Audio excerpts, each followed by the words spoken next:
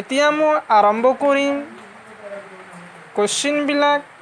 আমি সকলো কোৱেশ্চনবিলাক তোমালোকৰ সন্মুখত আমি আলোচনা কৰিম।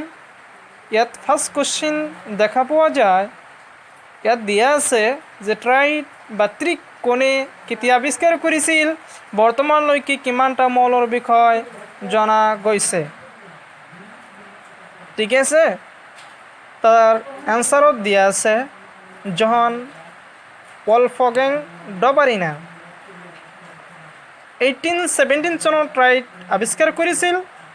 আৰু লগতে এটা কুৱেশ্যন দিয়া আছে, প্ৰশ্ন দিয়া আছে যে বৰ্তমানলৈকে কিমানটা মৌলৰ বিষয়ে জনা গৈছে। NCERTৰ মতে যে বৰ্তমান 114টা মৌলৰ বিষয়ে জনা গৈছে। মইতো জানো যে ফাৰ্ষ্ট সাইণ্টিষ্ট যিজনে আহিছিল ট্ৰাইড আৱিষ্কাৰ কৰিছিল, তাৰপিছত আহিছিল নিউল্যান্ডছ, তাৰপিছত আহিছিল মেণ্ডেলিভ, তাৰপিছত আহিছিল আমাৰ মজেলি। ঠিক আছে, ইয়াত কুৱেশ্যন কৰিছে যে ট্ৰাইড বা ত্ৰিকোণে কেতিয়া আৱিষ্কাৰ কৰিছিল। ঠিক আছে, তেনেহ'লে আমাৰ ডবাৰিনাই হ'ব। ইয়াত এনচাৰত দিয়া আছে ডবাৰিনা। দ্বিতীয় কুৱেশ্যনটোত চোৱা যে ডবাৰিনা ট্ৰাইড বা ত্ৰিক কি, ট্ৰাইডবোৰ কি কি। আমি সকলোবোৰ কুৱেশ্যনৰ বিষয়ে আমি আলোচনা কৰিছোঁ। এতিয়া আমি ইমান ভালদৰে ডিছকাছ নকৰোঁ। ঠিক আছে, অলপ স্পীড গৈ আছোঁ। যদি যিবিলাক টাফ আছে সেইবিলাক আমি বুজাই দিম, আৰু যিবিলাক ইজি সেইবিলাক খালি মানে ৰিডিং পঢ়িম বুলি আশা কৰিছোঁ। যে ডবাৰিনা ট্ৰাইড বা ত্ৰিক কি, ট্ৰাইডবোৰ কি কি।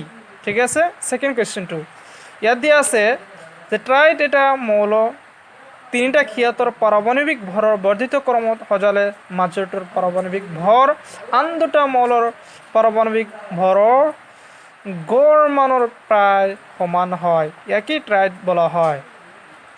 ঠিক আছে, উদাহৰণবিলাক দেখা হ'ল লিথিয়াম, সোডিয়াম, পটাছিয়াম। এই তিনিটা মিলি একেটা ট্ৰাইড হৈছিল। ডবাৰিনাই দেখিছিল যে লিথিয়াম আৰু পটাছিয়ামৰ যদি আমি মাছ বা ভৰৰ যদি আমি গড় কৰোঁ, তেনেহ'লে সোডিয়ামৰ মাছ বা ভৰৰ প্ৰায় সমান হয়, ইয়াকেই ট্ৰাইড বুলি কোৱা হয়। ঠিক আছে, এতিয়া আমি নেক্সট কুৱেশ্যনটো আলোচনা কৰিম। নেক্সট কুৱেশ্যনটো লেখা আছে যে অষ্টসূত্ৰ কোনে আৱিষ্কাৰ কৰিছিল। যে অষ্টসূত্ৰ জনাৰ লগে লগে আমাৰ মনত পৰিব লাগিব যে এটা সূত্ৰ আছিল। কি আছিল সূত্ৰটো? সেই সূত্ৰটো আছিল সা ৰে গা মা পা দা নি সা। ঠিক আছিল, এই সূত্ৰটো কোনে আৱিষ্কাৰ কৰিছিল? এই সূত্ৰটো আৱিষ্কাৰ কৰিছিল আমাৰ জন নিউল্যান্ডছ। ঠিক আছে, এতিয়া আমি আলোচনা কৰিম যে 4th নম্বৰ কুৱেশ্যনটো দিয়া আছে যে নিউল্যান্ডছৰ অষ্টসূত্ৰ কি, ইয়াৰ সীমাবদ্ধতা কি কি। ঠিক আছে, 2000 কিমান চনত আহিছিল মই নাজানো। ঠিক আছে, ইয়াত দেখা যে নিউল্যান্ডছৰ অষ্টসূত্ৰটো কি। যে নিউল্যান্ডছৰ অষ্টক নীতি অনুসৰি মৌল পাৰমাণৱিক ভৰৰ বৰ্ধিত ক্ৰমত সজাইছিল, য'ত কম পাৰমাণৱিক ভৰৰ মৌল হাইড্ৰজেনৰ পৰা আৰম্ভ কৰি 56তম মৌল থৰিয়ামত শেষ কৰিছিল। এনেদৰে সজাওঁতে তেওঁ প্ৰতিটো অষ্টম মৌলৰ ধৰ্ম প্ৰথমটো মৌলৰ ধৰ্মৰ সৈতে একে হয়, ইয়াকে নিউল্যান্ডছৰ অষ্টসূত্ৰ বুলি কোৱা হয়। ঠিক আছে, যে সিহঁতে এটা সংগীতৰ যে ইয়াকেই সংগীতৰ অষ্টসূত্ৰৰ সৈতে তুলনা কৰিছিল। ঠিক আছে, ইয়াকে নিউল্যান্ডছৰ অষ্টসূত্ৰ বুলি কোৱা হৈছিল। যে নিউল্যান্ডছৰ অষ্টসূত্ৰ মই চামাৰিটো কৈ আছোঁ যে কি আচলতে অষ্টসূত্ৰ, নিউল্যান্ডছৰ অষ্টসূত্ৰটো কি। যে অষ্টসূত্ৰটো আছিল যে নিউল্যান্ডছে ভাবিছিল যে সিহঁতে এটা শ্লোগান কৈছিল। যে কি শ্লোগানটো? এটা আছিলে সা ৰে গা মা পা দা নি আকৌ সা। যে সিহঁতে দেখিছিল যে প্ৰথম মৌলটোৰ ধৰ্ম আৰু 8তম অৰ্থাৎ 8তম মৌলৰ ধৰ্ম অষ্টমত মৌলৰ ধৰ্মটো প্ৰায় একেই হয় বুলি সিহঁতে অনুমান কৰিছিল। ইয়াকেই নিউল্যান্ডছৰ অষ্টসূত্ৰ বুলি কোৱা হয়। 2020 আহিছিল এই কোৱেশ্চনটো। ঠিক আছে, আমি এতিয়া আলোচনা কৰিম যে নিউল্যান্ডছৰ অষ্টসূত্ৰৰ সীমাবদ্ধতা কি আছিল, যি কাৰণে এই নিউল্যান্ডছৰ অষ্টসূত্ৰটো প্ৰযোজ্য হোৱা নাছিল। যে সীমাবদ্ধতা দেখা চোৱা যে নতুনকৈ আৱিষ্কৃত হোৱা মৌলবোৰৰ ক্ষেত্ৰত এই সূত্ৰ প্ৰযোজ্য নহয়। ঠিক আছে, যে যিবিলাক নতুনকৈ আৱিষ্কাৰ হ'ব সেই ক্ষেত্ৰত এই নিউল্যান্ডছৰ অষ্টসূত্ৰটো অৰ্থাৎ সা ৰে গা মা পা ধা নি সা এই শ্লোগানটো এই সংগীতটো প্ৰযোজ্য নহয় এই বুলি এই নিউল্যান্ডছৰ অষ্টসূত্ৰটো ব্যান হৈ গৈছিল। আৰু ছেকেণ্ড আছে দিয়া আছে যে কেৱল কেলছিয়াম লৈকে প্ৰযোজ্য হয়, যে হাইড্ৰজেনৰ পৰা লৈকে কেলছিয়াম 20 পৰ্যন্ত এই নিউল্যান্ডছৰ অষ্টসূত্ৰটো প্ৰযোজ্য। গ নম্বৰ দিয়া আছে যে নিউল্যান্ডছৰ 21তকৈ আৱিষ্কৃত মৌলৰ সূত্ৰ অনুযায়ী শ্ৰেণীবদ্ধ কৰিব পৰা নাই। যে কেলছিয়ামৰ পিছত মানে 21তকৈ আৱিষ্কৃত মৌলৰ সূত্ৰ অনুযায়ী শ্ৰেণীবদ্ধ কৰিব পৰা নাছিল। এতিয়া আমি 5 নম্বৰ প্ৰশ্ন ডিছকাছ কৰি আছোঁ। যে ইয়াত লেখা আছে, কুৱেশ্যনটো আছে যে লিথিয়ামৰ পাছৰ অষ্টম মৌলটো কি? এনসাৰ দেওয়া আছে সোডিয়াম। কি আছে? সোডিয়াম। ইয়াত দেওয়া আছে লিথিয়ামৰ পাছৰ অষ্টম মৌলটো কি, সেইকাৰণে হৈছে সোডিয়াম। যদি দেওয়া হয় যে বেৰিলিয়ামৰ পাছৰ অষ্টম মৌলটো কি, তেনেহ'লে কি হ'ব? এইটোই ভাবিব লাগিব যে লিথিয়ামৰ পাছৰ অষ্টম, তেনেহ'লে মানে লিথিয়ামৰ পৰা আৰম্ভ কৰি কেনেকৈ আমাৰ নিউল্যান্ডছে কৈছিল যে সা ৰে গা মা পা ধা নি আকৌ সা, মানে লিথিয়ামৰ তলৰ মৌলটো কি আছিল? লিথিয়ামৰ তলৰ যেটো বৰ্গৰ মৌল আছিল সেইটো হয় লিথিয়াম না সোডিয়াম, সোডিয়াম। সেইকাৰণে যে লিথিয়ামৰ পাছৰ অষ্টম মৌলটো সোডিয়াম। যদি আমাক কোৱা হয় যে তুমি কোৱাচোন যে বেৰিলিয়ামৰ পাছৰ অষ্টম মৌলটো কি, তেনেহ'লে কম মেগনেছিয়াম। কিয়নো যে বেৰিলিয়ামৰ তলত কি আছে? মেগনেছিয়াম আছে। সেইকাৰণে যে অষ্টম মৌলটো কি হ'ল? বেৰিলিয়াম। 6 কুৱেশ্যনটো হ'ল যে ডবাৰেনাৰৰ শ্ৰেণী বিভাজনৰ শ্ৰেণী সীমাবদ্ধতা কি কি? যে ডবাৰেনাৰৰ শ্ৰেণী বিভাজনৰ শ্ৰেণীবদ্ধতাবোৰ কি কি? তেনেহ'লে মই ক'ম যে ডবাৰেনাৰ কেৱল কেলছিয়াম কেৱল 3টা মৌলহে গোট কৰিব পাৰিছিল। যে ডবাৰেনে কেইটা মানে ট্ৰাইড গঠন কৰিছিল? 3টা ট্ৰাইড গঠন কৰিছিল। ফাৰ্ষ্ট ট্ৰাইড এইটো, সেকেন্ড ট্ৰাইড যে কেলছিয়াম ষ্ট্ৰণ্টিয়াম আৰু বেৰিয়াম, এণ্ড থাৰ্ড কি আছিল? Calcium ব্ৰমিন and iodine. এই 3টা ট্ৰাইড আৱিষ্কাৰ কৰিব পাৰিছিল। সেকেন্ড মানে দ্বিতীয় খ নম্বৰ দেওয়া আছে যে অস্তিত্ব থকা মৌলবোৰ সকলোবোৰ মৌলৰ শ্ৰেণী বিভাজন হোৱা নাছিল। যে ডবাৰেনে যিবিলাক ট্ৰাইড আৱিষ্কাৰ কৰিছিল সকলো মৌলৰ ক্ষেত্ৰত এই ট্ৰাইডটো মানে প্ৰযোজ্য হোৱা নাছিল। গ নম্বৰ দিয়া আছে যে ট্ৰাইড গঠন সকলো মৌলৰ ক্ষেত্ৰত প্ৰযোজ্য নহয়। যে ট্ৰাইড সকলো ক্ষেত্ৰত প্ৰযোজ্য হোৱা নাছিল। সেইকাৰণে এই ডবাৰেনাৰ যেটো ল আছিল ব্যান্ড হৈ গৈছিল। ঠিক আছে, এতিয়া আমি নেক্সট কুৱেশ্যনটো আলোচনা কৰিম। ইয়াত দেওয়া আছে চোৱা কি আছে দেওয়া। ফাৰ্ষ্ট কুৱেশ্যনটো আছে যে মৌলৰ শ্ৰেণী বিভাজনৰ সৰ্বাধিক কৃতিত্ব কাক দিয়া হৈছিল, মানে ফাদাৰ অফ পিৰিয়ডিক টেবিল বুলি কাক কোৱা হয়? ঠিক আছে, তেনেহ'লে মই ক'ম যেটো মেণ্ডেলিভ। শৰ্টকাটত কি ক'ম? মেণ্ডেলিভ। আৰু টোটাল নাম কি আছিল? যে ডিমিট্ৰি আইভানেভিচ মেণ্ডেলিভ। ঠিক আছে, ফাদাৰ অফ পিৰিয়ডিক টেবিল বুলি কাক কোৱা হয়? মেণ্ডেলিভক কোৱা হয়। কিয়নো আমাৰ যেটো মডাৰ্ণ পিৰিয়ডিক টেবিল লিখিছিল সেইজন আছিল আমাৰ মজলে আছিল, কিন্তু মজলক পিৰিয়ডিক টেবিলৰ ফাদাৰ বুলি কোৱা নহয়, কাৰণ গোটেই কাম কৰিছিল আমাৰ মেণ্ডেলিভে কৰিছিল। মানে সিহঁতৰ মানে মাছৰ ওপৰত ভিত্তি কৰি, মানে ভৰৰ ওপৰত ভিত্তি কৰি সজাইছিল, মানে মৌলবিলাক সজাইছিল। কিন্তু পিছত আমাৰ মজলে এটমিক নাম্বাৰ মানে মৌলৰ সংখ্যা অনুযায়ী মানে বৰ্ধিত কৰ্ম সজাইছিল, এইটোৱেই কৰিছিল। সেইকাৰণে পুৰা কনচেপ্টটো আছিল আমাৰ মেণ্ডেলিভৰ। সেইকাৰণে আমি মেণ্ডেলিভক ফাদাৰ অফ পিৰিয়ডিক টেবল বুলি কোৱা হয়। ঠিক আছে, 8 নম্বৰ কুৱেশ্যনটো চোৱা যে মেণ্ডেলিভৰ পৰ্যাপিত তালিকাখনৰ সূত্ৰটো কি আছিল। তেনেহ'লে আমি ক'ম যে পৰ্যাপিত তালিকাবোৰ মৌলৰ ধৰ্মৰ সিহঁতৰ পাৰমাণিক ভৰৰ পৰ্যায় ক্ৰমে সলনি হয়। যে মেণ্ডেলিভৰ পৰ্যাপিত তালিকাৰ যিটো ৰুলছ আছিল সেইটো আমি ক'ব পাৰিম যে পৰ্যাপিত তালিকাৰ মৌলবোৰৰ ধৰ্মৰ সিহঁতৰ পাৰমাণিক ভৰৰ ভৰ পৰ্যায় ক্ৰমে সলনি হয়। ঠিক আছে, 9 নম্বৰ কুৱেশ্যনটো আছে যে মেণ্ডেলিভৰ পৰ্যাপিত তালিকাখন কেতিয়া প্ৰকাশ পায়। তেনেহ'লে মই ক'ম 1872 চনত এই মেণ্ডেলিভৰ পৰ্যাপিত তালিকাখন আৱিষ্কৃত হৈছিল। ঠিক আছে, 10 নম্বৰ কুৱেশ্যনটো চোৱা যে মেণ্ডেলিভৰ পৰ্যাপিত তালিকাখনত থকা বৰ্গ আৰু পৰ্যায়ৰ সংজ্ঞা দিয়া। তেনেহ'লে মই ডিফিনিশ্যনটো অনেক কৈ দিছোঁ, মানে তেনেহ'লে মই ডাইৰেক্ট ক'ব পাৰিম যে থিয় স্তম্ভবোৰক আমি বৰ্গ বুলি কোৱা হয়। মানে মেণ্ডেলিভৰ পৰ্যাপিত তালিকাত থকা থিয় স্তম্ভবোৰক বৰ্গ আৰু পতালি শাৰীবোৰক পৰ্যায় বুলি কোৱা হয়। কেনেকৈ ডিফিনিশ্যনটো দিম, তেনেহ'লে মই ক'ম যে মেণ্ডেলিভৰ পৰ্যাপিত তালিকাত থকা থিয় স্তম্ভবোৰক বৰ্গ আৰু পথালি শাৰীবোৰক পৰ্যায় বুলি কোৱা হয়। কেইটামান সম্ভ্ৰান্ত গেছৰ নাম কোৱা। যে সম্ভ্ৰান্ত গেছ বুলিলে আমি 18তম মৌলৰ নাম জানো, যে 18 নম্বৰ বৰ্গ নবল গেছ বা সম্ভ্ৰান্ত গেছ বুলি কোৱা হয়। ঠিক আছে, ইয়াত কুৱেশ্যন দেওয়া আছে যে কেইটামান সম্ভ্ৰান্ত গেছৰ নাম কোৱা। যে সম্ভ্ৰান্ত গেছৰ নাম মানে শুনাৰ লগে লগে আমি গম পাব লাগিব 18 বৰ্গ। তেনেহ'লে 18 বৰ্গত মৌল আছে, আমি ট্ৰিকটো কৈ দিছোঁ যে সেই নানি আৰাম কৰি জিতে ৰাহক, হে পৰ হিলিয়াম আৰু নানি পৰ নিয়ন আৰামৰ পৰ আৰ্গন, এনেকৈ দিব পাৰি। ঠিক আছে, 12 নম্বৰ কুৱেশ্যনটো আছে যে আধুনিক পৰ্যাপিত তালিকা সূত্ৰটো কি। যে যিজন আধুনিক চাইণ্টিষ্ট আছিল, আমাৰ মজিলা আছিল, সেই আধুনিক পৰ্যাপিত তালিকাৰ সূত্ৰটো কি আছিল।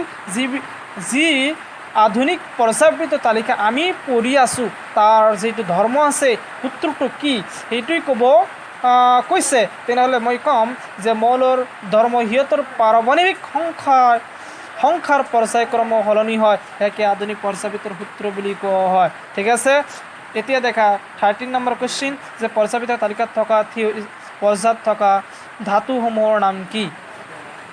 ঠিক আছে, ইয়াত কুৱেশ্যন কৰিছে যে পৰ্যাপিত তালিকাত থকা দ্বিতীয় পৰ্যায়ত থকা ধাতুসমূহৰ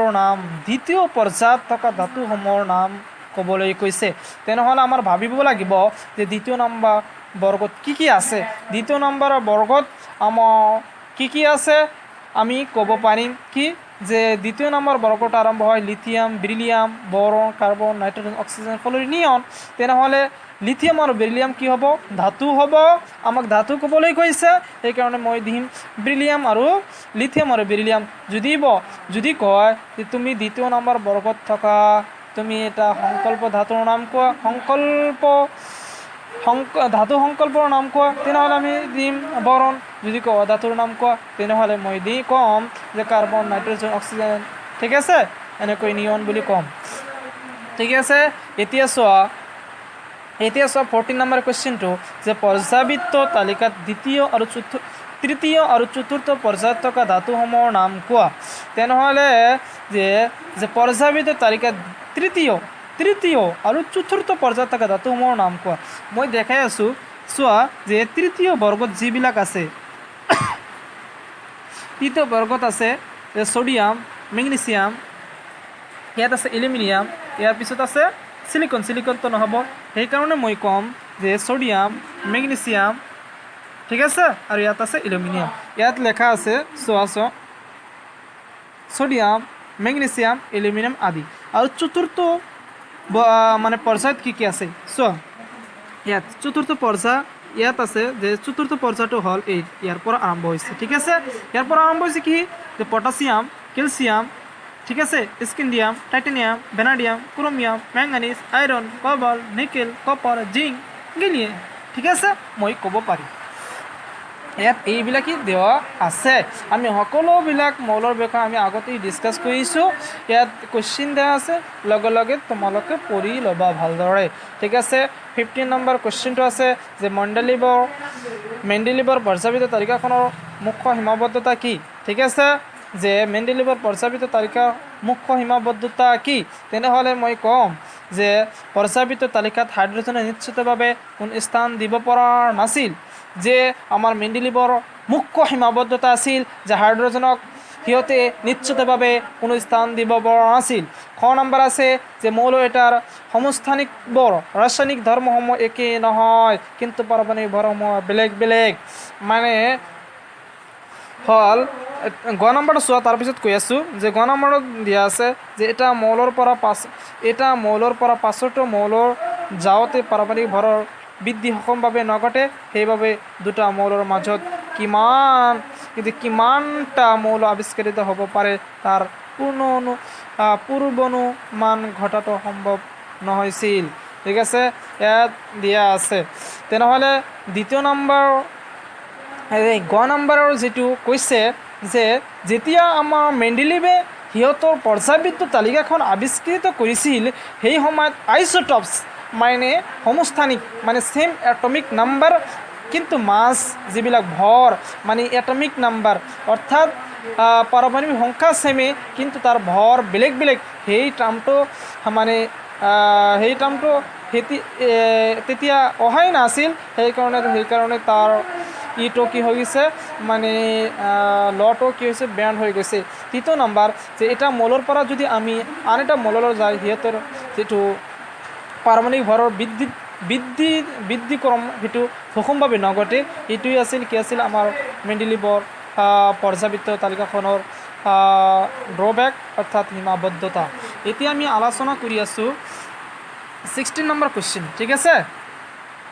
চোৱা ইয়াৰ 16 নম্বৰ কুৱেশ্যনটো আছে যে হাইড্ৰজেন পাৰমাণৱিক ব্যাসাৰ্ধ কিমান মইতো কৈ দিছিলোঁ যে হাইড্ৰজেনৰ পাৰমাণৱিক ব্যাসাৰ্ধ হ'ল 37 যে ব্যাসাৰ্ধ মানে হ'ল যে আমিতো জানো যে এটা পাৰমাণৱিক এটা মৌল হয় স্পেৰিকেল অৰ্থাৎ গোলাকাৰ হয় তাত কি আছে মানে পুৰাটো হ'ল মানে গোলাকাৰৰ পুৰা যিটো আছে যিটো আছে কি ৰেডিয়াছ মানে পুৰাটো হ'ল ডায়মিটাৰ হাফ হ'ল আমাৰ ৰেডিয়াছ আৰু ৰেডিয়াছটো হ'ল 37 পিকোমিটাৰ ঠিক আছে ইয়াত দেখা দিয়া আছে মিটাৰ কিন্তু এইটো হ'ব লাগিছিল 37 পিকোমিটাৰ ঠিক আছে কিন্তু 1 পিকোমিটাৰ ইকুৱেল আমি জানো কিমান 1 পিকোমিটাৰ ইকুৱেল 10⁻12 মিটাৰ ঠিক আছে ইয়াত দেখা 18 নম্বৰ কুৱেশ্যন দেখা মেন্ডেলিভৰ পৰ্যায়বৃত্ত তালিকাৰ মূল ভেটি কি আছিল যে মেন্ডেলিভৰ পৰ্যায়বৃত্ত তালিকাৰ মূল ভেটি কি আছিল সেইটো কি আছিল তেনেহ'লে মই ক'ম পাৰমাণৱিক ভৰ যদি ইয়াত কোৱা যে মজহেলৰ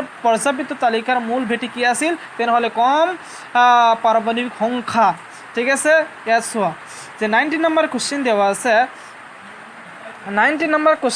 আছে যে মেন্ডেলিভে তেওঁৰ পৰ্যায়বৃত্ত তালিকাবোৰ মানি চলা নীতিবোৰ কি আছিল ঠিক আছে ফাৰ্ষ্ট নম্বৰ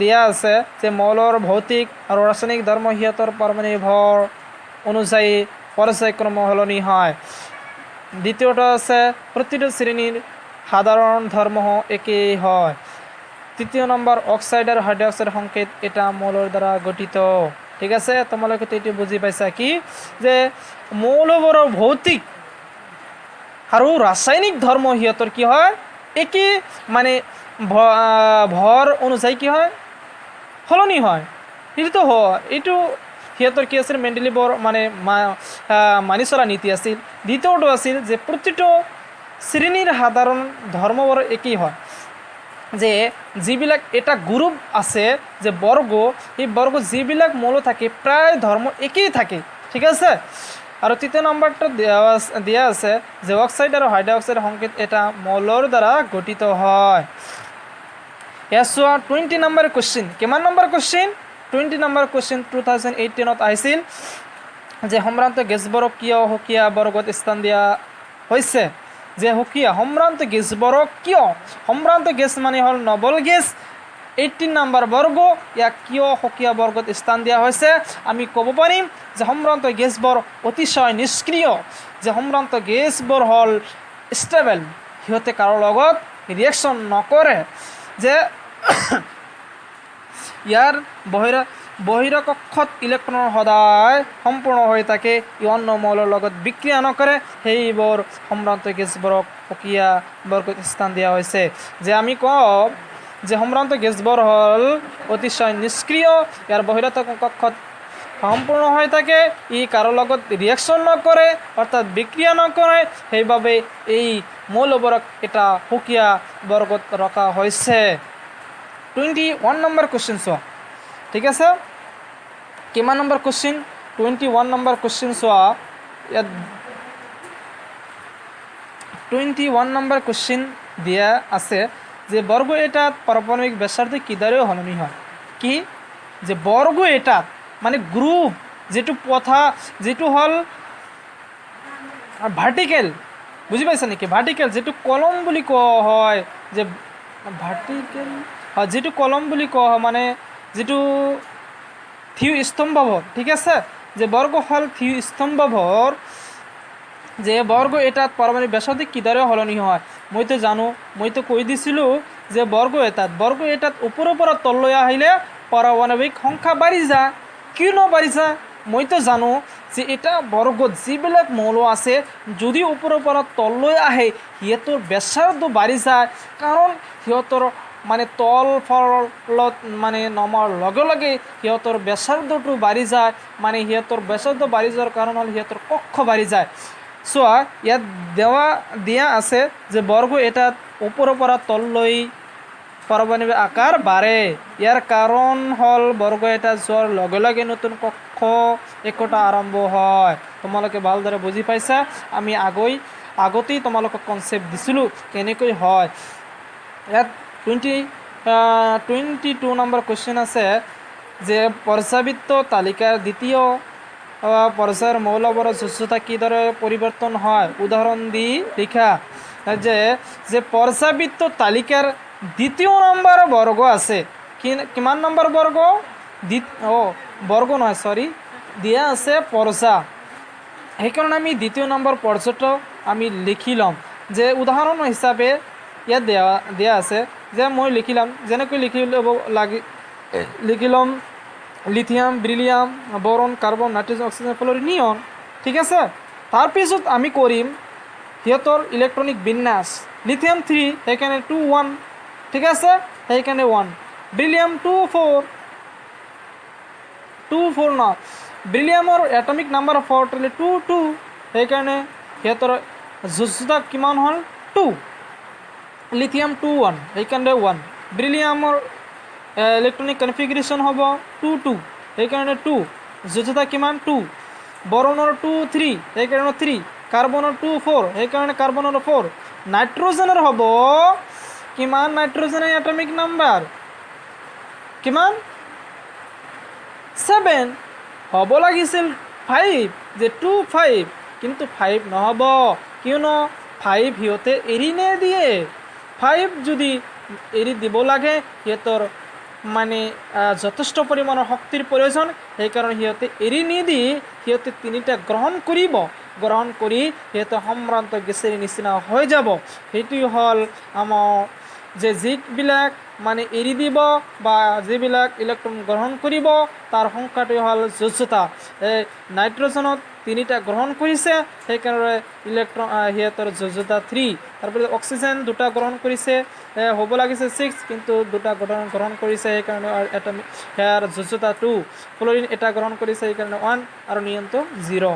সেইকাৰণে মই ক'ব পাৰিম, ইয়াত লেখা দিয়া আছে যে দ্বিতীয় পৰ্যায়ৰ মৌলৰ যোজ্যতা বাওঁফালৰ পৰা মাজলৈ বাঢ়ি যায়। যদি আমি বাওঁফালৰ পৰা মাজলৈ যাওঁ, ঠিক আছে, চোৱা যে 1 2 3 4, যে মাজলৈ কি গৈছে? বাঢ়ি গৈছে। 1 2 3 4, মানে কাৰ্বনত যদি চাওঁ দেখি আছোঁ যোজ্যতা 1ৰ পৰা লৈকে, মানে লিথিয়ামৰ 1, বেৰিলিয়ামৰ 2, বৰনৰ 3, কাৰ্বনৰ 4, সেইকাৰণে কম প্ৰথমৰ পৰা মাজলৈ যোজ্যতা বাঢ়ি গৈছে আৰু মাজৰ পৰা লাহে লাহে কমি গৈ আছে। এইটো ইয়াত লেখা আছে যে মাজৰ পৰা ক্ৰমান্বয়ে বাওঁফাললৈ কমি যায়। ঠিক আছে এনেদৰে এক্সামত আহিলে পৰীক্ষাত আহিলে তোমালোকে কৈ দিবা আৰু বৰ্গটো এনেকৈ লিখি দিবা ওপৰত মৌলৰ যোজ্যতা প্ৰথম বৰ্গৰ পৰা 14 বৰ্গলৈ বাঢ়ি গৈছে আৰু 15 বৰ্গৰ পৰা বাওঁফালৰ ক্ৰমান্বয়ে কমি গৈছে এনেকৈ তোমালোকে দিবা ঠিক আছে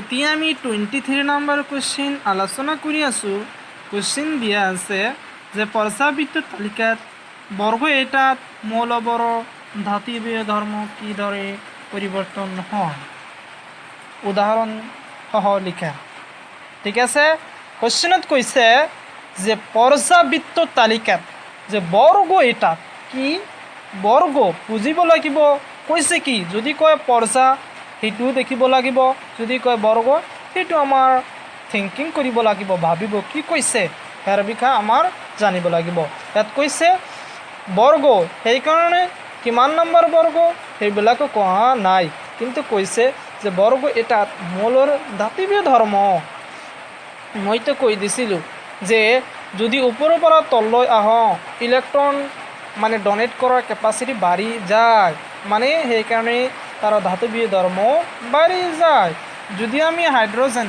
যেনেকুৱা 5 বৰ্গ আছে होली ना करे रब से फरियाद hydrogen lithium sodium potassium rubidium caesium francium তাত আছে যে কম ধাতু আটাইতকৈ কম ধাতৱীয় হাইড্ৰোজেন আৰু আটাইতকৈ বেছি ধাতৱীয় কোনটো ফ্ৰান্সিয়াম কিয়নো যদি ওপৰৰ পৰা তললৈ আহোঁ সিহঁতৰ কক্ষ বাঢ়ি যায় ইলেক্ট্ৰন ডনেট কৰাৰ কেপাচিটি বাঢ়ি যায় সেইকাৰণে ধাতু হ'ল সিহঁতে যিজনে ইলেক্ট্ৰন ত্যাগ কৰে আৰু কেটায়ন গ্ৰহণ কৰে একেই ধাতু বুলি কোৱা হয় সেইকাৰণে আমি কম আটাইতকৈ বেছি ধাতৱীয় ফ্ৰান্সিয়াম চোৱা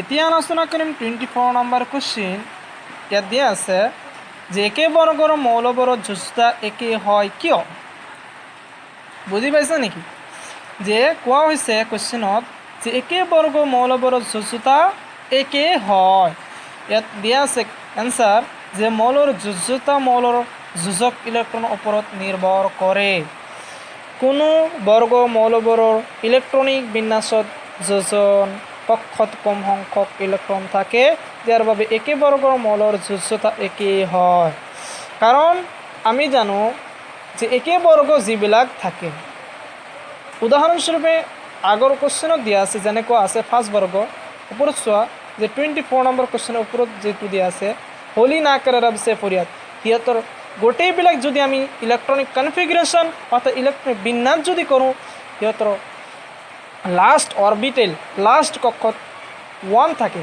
সিহঁতৰ যোজ্যতা 1 সেইকাৰণে কোৱা হৈছে একে বৰ্গ মৌলৰ যোজ্যতা একে হয় বুজি পাইছে এতিয়া আমি আলোচনা কৰিম 25 নম্বৰ কোৱেশ্চন নিষ্ক্ৰিয় গেছসমূহ কিয় বেলেগ এটা বৰ্গত স্থান দিয়া হৈছে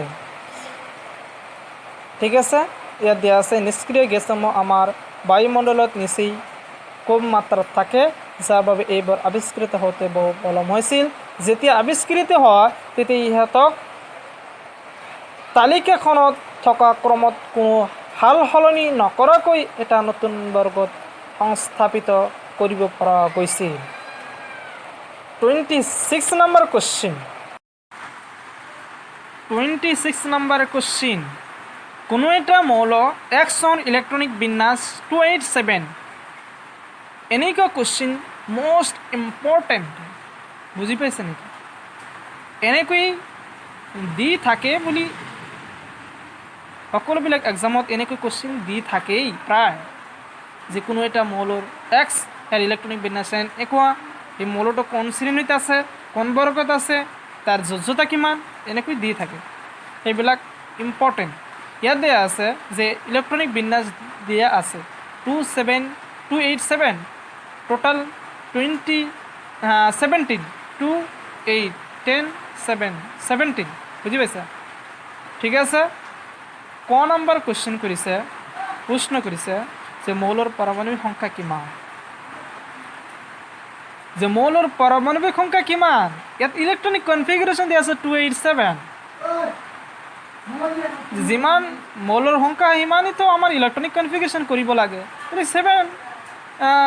17 আছে সেইকাৰণে 17 হ'ব খ নম্বৰ কোৱেশ্চন কৰিছে মৌলটোৰ পৰ্যায়বিধ তালিকাখন পৰ্যায় আৰু কোন বৰ্গত আছে মইতো কৈ দিছিলোঁ যে কিমানটা কক্ষ আছে কক্ষই নিৰ্ণয় কৰি সিহঁতৰ পৰ্যায় চোৱা ইয়াত কক্ষ আছে কিমানটা 1 2 3 সেইকাৰণে ইয়াৰ কক্ষ ইয়াৰ পৰ্যায় হ'ব 3 ঠিক আছে আৰু লগতে কৈছে ই কিমান নম্বৰ বৰ্গত আছে আমাৰ চাব লাগিব যে শেষত মইতো এটা ট্ৰিক দিছিলোঁ যে শেষত যদি 3ৰ পৰলৈকে বেছি থাকে তেনেহ'লে তাৰ লগত 1 লগাই দিম ইয়াত আছে 7 সেইকাৰণে 1 লগাই দিম আৰু কিমান হ'ব 17 সেইকাৰণে 17 আমি ক'ম যে বৰ্গ নাম্বাৰ 17 ঠিক আছে ইয়াত চোৱা যে গ নম্বৰ কোৱেশ্চন কৰিছে যে মৌলৰ যোজ্যতা কিমান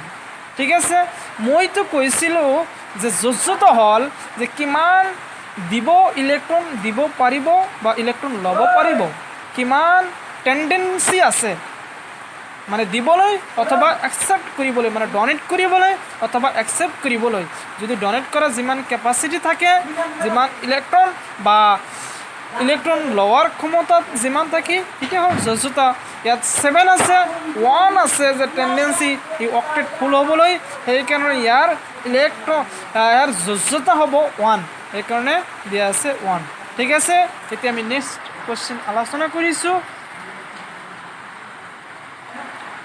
27 নম্বৰ কোৱেশ্চন যে শূন্য বৰ্গ মৌলৰ এটাৰ বৈশিষ্ট্য লিখা তেনেহ'লে মই ক'ব শূন্য বৰ্গ মৌলৰ পৰমাণু বহিৰাগত কক্ষপথ 8টা ইলেক্ট্ৰন থাকে বুজি পাইছা শূন্য বৰ্গ মানে হ'ল সম্ভ্ৰান্ত গেছ আমি জানো সম্ভ্ৰান্ত গেছত 8টাকৈ ইলেক্ট্ৰন থাকে বহিৰাগত কক্ষ যেনে ইলেক্ট্ৰনিক কনফিগাৰেশ্যন 2 8 যেনেকৈ আছে নিয়ন এতিয়া আমি আলোচনা কৰিম 28 নম্বৰ কোৱেশ্চন যে কোনবোৰ মৌলক ক্ষাৰ ধাতু বুলি কোৱা হয় যে ক্ষাৰ ধাতু বুলি কাক কোৱা হয় আৰু মইতো যেতিয়া আলোচনা কৰিছিলোঁ তেতিয়াই কৈছিলোঁ যে কোন বৰ্গত কি বুলি কোৱা হয় যেটো ফাৰ্ষ্ট যেটো আমাৰ বৰ্গ আছে তাক ক্ষাৰ ধাতু বুলি কোৱা হয় lithium sodium potassium rubidium caesium ঠিক আছে এক ক্ষাৰ ধাতু বুলি কোৱা হয় যদি ইয়াত দিয়া আছে 29 নম্বৰ কোৱেশ্চন যে মৌল এটা পৰ্যায়বৃত্ত তালিকা দ্বিতীয় বৰ্গত আছে কিমান নম্বৰ বৰ্গত দ্বিতীয় বৰ্গত আছে ক নম্বৰ কোৱেশ্চন কৰিছে এই বৰ্গ মৌলৰ সাধাৰণ নাম কি যে দ্বিতীয় বৰ্গ যদি হয় এটোৰ নাম হ'ল ক্ষাৰ মৃত্তিকা যাক ইংলিছত এলকালাইন মেটেলছ বুলি কোৱা হয় উত্তৰ ক নম্বৰ উত্তৰ আছে ক্ষাৰ মৃত্তিকা ক নম্বৰ কোৱেশ্চন কৰিছে যে মৌলৰ ক্লৰাইডৰ সংকেত কি যে মৌল দিয়া আছে এই কাৰণে এৰ লগত আমি লগাই দিম ক্লোৰিন Cl মানে ক্লোৰিন কিন্তু আমাৰ জানিব লাগিব যে কেনেকৈ আমি এটা সংখ্যাত একটা যৌগ লিখিব লাগে এটোৰ কনসেপ্ট আমাৰ থাকিব লাগিব কিন্তু আমি জানো যে দ্বিতীয় নম্বৰ বৰ্গৰ যোজ্যতা হয় 2 সেই কাৰণে এই 2 ইয়াৰ যোজ্যতা হ'ল 2 এই 2 ইয়াত গুচি যায় আৰু ইয়াৰ 1 ইয়াত গুচি আহে সেইকাৰণে A মানে হ'ল যি হ'ব পাৰে সাপোজ ক্যালসিয়াম হ'ব পাৰে বুজি পাইছে নেকি দ্বিতীয় বৰ্গত থকা ক্যালসিয়াম হ'ব পাৰে সেইকাৰণে ক্যালসিয়ামৰ যোজ্যতা 2 এই 2 ইয়াত গুচি গ'ল আৰু ইয়াৰ 1 ইয়াত গুচি মানে আহিছে ইয়াৰ 1 লেখাৰ প্ৰয়োজন নাই সেইকাৰণে লেখা নাই ACl2 30 নম্বৰ কোৱেশ্চন দিয়া আছে যে আধুনিক পৰ্যায়বৃত্ত তালিকাৰ মেন্ডেলিভৰ পৰ্যায়বৃত্ত তালিকাত থকা আহবোৰ কিদৰে দূৰ কৰিছিল 2020 আহিছে ইয়াত দিয়া আছে এনসাৰ যে আধুনিক পৰ্যায়বৃত্ত তালিকা পাৰমাণৱিক সংখ্যাৰ ওপৰত ভিত্তি কৰি গঠন কৰা হৈছে ই আধুনিক পৰ্যায়বৃত্ত তালিকা সমস্থানিকৰ সমস্যা দূৰ কৰে কাৰণ সমস্থানিকৰ পাৰমাণৱিক সংখ্যা একেই থাকে যে যেটো আধুনিক আমাৰ পৰ্যায়বৃত্ত তালিকা আছে সিহঁতক এটমিক নাম্বাৰ অৰ্থাৎ পাৰমাণৱিক সংখ্যাৰ ওপৰত ভিত্তি কৰি সজাইছিল আৰু এই আধুনিক পৰ্যায়বৃত্ত তালিকা সমস্থানিকৰ সমস্যা দূৰ কৰিছিল মানে আইসোটপ সেম এটমিক নাম্বাৰ বাট ডিফাৰেন্ট মাস একই আইসোটপস বুলি কোৱা হয় ঠিক আছে 31 নম্বৰ কুৱেশ্যন দিয়া আছে যে মেগনেছিয়ামৰ দৰে ৰাসায়নিক বিক্ৰিয়া দেখুৱাব বুলি ভবা দুটা মৌলৰ নাম লিখা তোমালোকে এই বাছনিৰ ভিত্তি কি যে মেগনেছিয়ামৰ দৰে কি ৰাসায়নিক বিক্ৰিয়া দেখুৱাব বুলি ভাবা দুটা মৌলৰ যে মেগনেছিয়াম 12 282 ইয়াৰ কিমান নম্বৰ যোজ্যতা 2 যোজ্যতা সেইকাৰণে আমি যিবিলাক 2 যোজ্যতা থাকিব সিহঁতৰ ৰাসায়নিক বিক্ৰিয়া একেই দেখায় বুলি মই ক'ব পাৰিম যেনেকৈ কেলছিয়াম বেৰিয়াম আৰু সিহঁতৰ যোজ্যতা 2 হয় মানে কেলছিয়াম 20 এটমিক নাম্বাৰ ইয়াক যদি আমি কৰোঁ তাহলে মই দেখিব পাৰিম যে 2 8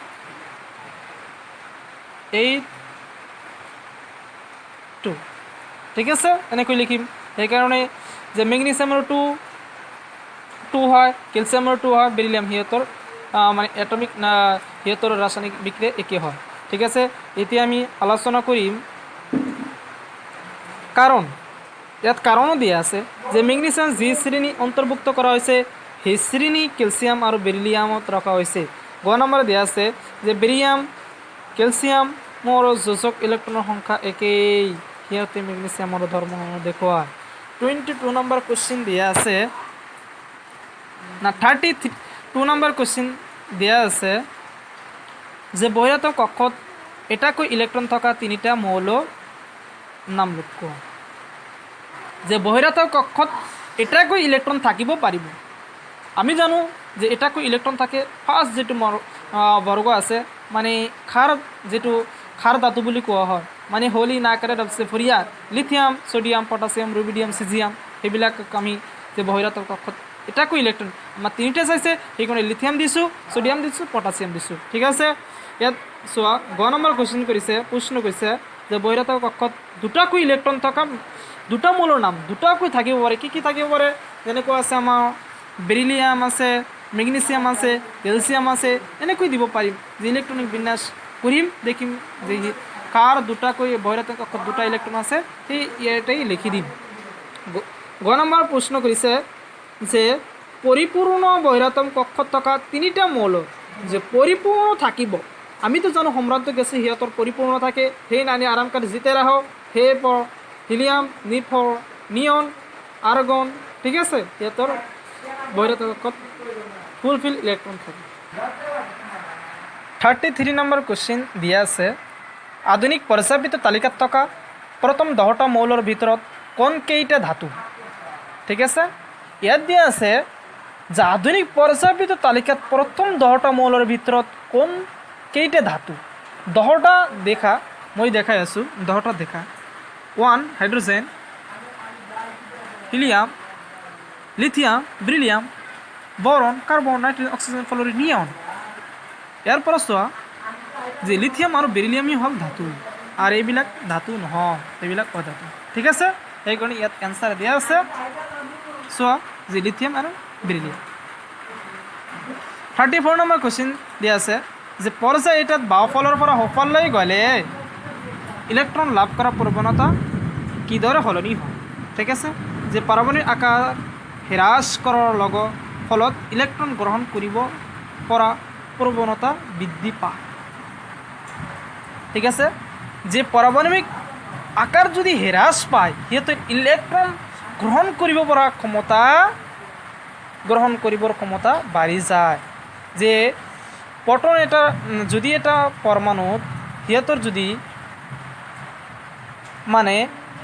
আদানৰ সংখ্যা মানে পটনৰ সংখ্যা যদি বাঢ়ি যায় ঠিক আছে সিহঁতে ইলেক্ট্ৰনবিলাক নিজৰ ফালত কি আনে টানি আনে ঠিক আছে সেইকাৰণে কোৱা হৈছে যে প্ৰৱণতা কি হয় ইলেক্ট্ৰন মানে গেইন কৰাৰ ক্ষমতাটো বাঢ়ি যায় ঠিক আছে 35 নম্বৰ কুৱেশ্যন দিয়া আছে যে বৰ্গ এটা তললৈ আহিলে ইলেক্ট্ৰন লাভ কৰাৰ প্ৰৱণতা কিদৰে সলনি হয় কিমান নম্বৰ 35 নম্বৰ কুৱেশ্যন যে বৰ্গ এটা তললৈ আহিলে ইলেক্ট্ৰন লাভ কৰাৰ প্ৰৱণতা কিদৰে সলনি হয় তেনেহ'লে মই ক'ম যে পাৰমাণৱিক আকাৰ বৃদ্ধি কৰাৰ ফলত ইলেক্ট্ৰন গ্ৰহণ কৰিব পৰা ক্ষমতা হ্ৰাস পায় যে পাৰমাণৱিক আকাৰ যেতিয়া বৃদ্ধি পায় সিহঁতে ইলেক্ট্ৰন এৰি দিয়ে ইলেক্ট্ৰন গ্ৰহণ কৰিব পৰা ক্ষমতা হেৰায়, সেইকাৰণে মই ক'ব পাৰিম।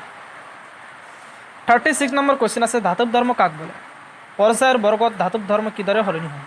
ঠিক আছে, ইয়াত চোৱা যে ধাতৱ ধৰ্মটো পৰ্যায়িত তালিকাত ধাতু হিচাপে শ্ৰেণীবদ্ধ উপাদানবোৰৰ লগত ৰাসায়নিক ধৰ্ম যুক্ত কৰি ৰাখে। তাৰ বাহিৰত যোজক ইলেক্ট্ৰন হেৰুৱাৰ ক্ষমতাৰ ওপৰত নিৰ্ভৰ কৰে। পৰ্যায় এটা বাওঁফালৰ পৰা সোঁফাললৈ ধাতৱ ধৰ্ম কমে, আনহাতে বাওঁফালৰ পৰা বৰ্গ এটাত বাওঁফালৰ পৰা তললৈ গ'লে ধাতৱ ধৰ্ম বাঢ়ি যায়। ঠিক আছে, আমি ক'ব পাৰিম যে পৰ্যায়িত তালিকা, চোৱা যে ইয়াত পৰ্যায়িত তালিকা আছে যে আমি যদি বৰ্গ এটাত যদি আমি ওপৰৰ পৰা তললৈ আহোঁ তেনেহ'লে ধাতৱ ধৰ্ম বাঢ়ি যায়।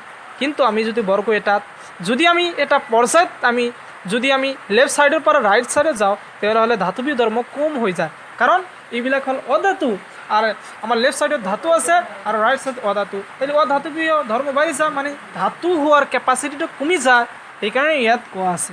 ঠিক আছে, ইয়াৰ পিছত আমি গৈ আছোঁ 37 নম্বৰ কুৱেশ্যন। 37 নম্বৰ কুৱেশ্যনত কৈছে